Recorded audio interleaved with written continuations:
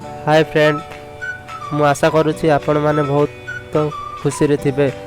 Video देखा पूर्व like and subscribe कर दियंतु। यही वीडियो रे आज आम जानिबा द मिराकल मॉर्निंग बुक विषय रे। द मिराकल मॉर्निंग रो 6टी हैबिट गुड़िक है habits. S for silent, A for affirmation, V for visualisation, V for exercise, R for reading and S for scribing. प्रथमटी है साइलेंट अर्थ मेडिटेशन। अधिक लोक भावती राति सारा शोइबा परे मध्य मस्तिष्क कहीं रिलैक्स हुए नहीं, कारण अवचेतन मन राति सारा चली थाए। आपण जो स्वप्न देखती, जो पछ दिनर भावना यह मस्तिष्क रे घूरी थाए। जेपरी आमे सकाळु गाधोई थाउ फ्रेश फील करिया पाई, सेपरी ध्यान आम मस्तिष्क पाई गाधोइबा भली होइथाए। ध्यान रे आमे केवल भावना को कंट्रोल करने को चेष्टा करती। एक साधारण मनीषर मन रे हजारे भावना चली थाए। आमको खाली ध्यान करिवार अछि आम श्वास उपरे।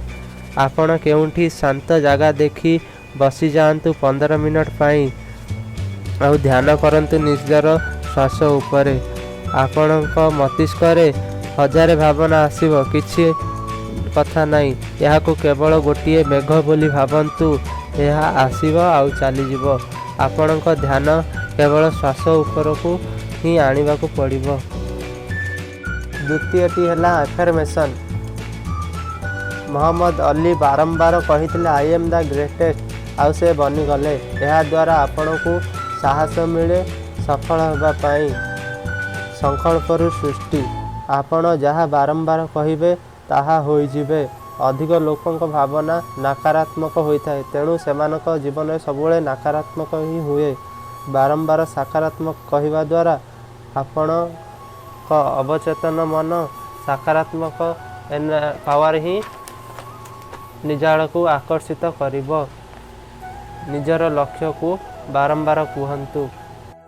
तृतीयटी है विजुअलाइजेशन। एथिरे आपण को उच्च आशा को एभली अनुभव करंतु जेपरी ताहा होई जाइछि। मने कर आपण गोटे कार किनिबार अछि, तो एभली अनुभव करंतु आपण कार रे बसिचंती, कार चलाउछंती। चतुर्थटी है एक्सरसाइज।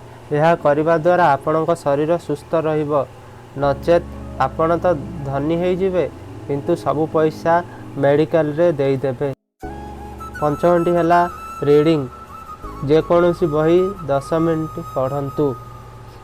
षष्ठटी है स्क्राइबिंग अर्थ लेखिबा। आज दिन रे कौन टास्क करिवे ताकू लेखंतु। निजर मन रे आसुतुबा भावना को लेखंतु। केजाणी आपणक भावना दुनिया बदले दे पारे। वीडियो केमिति लागिला तळे कमेंट करंतु। धन्यवाद मो वीडियो देखिबाकू।